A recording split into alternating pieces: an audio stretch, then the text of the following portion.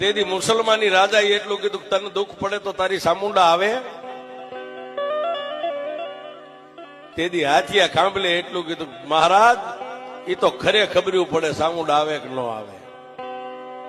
અને તેથી મુસલમાની રાજાના મોઢામાંથી હુકમ છૂટી ગયો કે જાવ આને ફાંસીના માસડે સડાવી દો.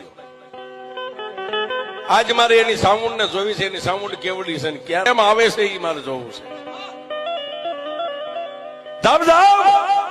અને ફાંસીના માસડે સડાવી દો. અને સાહેબ 5 મોડીએ બાંધ્યો તો એમ નામ સિપાહીઓ ઢહડીને ઉપાડ્યો.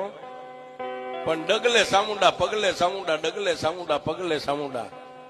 અને ફાંસીના માસડે સાહેબ આમ લટકાડવાની તૈયારી, ગાળીઓ આમ ડોકમાં નાખ્યો ને ત્યારે એટલું કીધું કે એ કાળા મોની ધણિયાણી, તારે મને આ દી દેખાડવા હતા ને તો તારે ગીર સુધી તારે મને લાવવો નતો.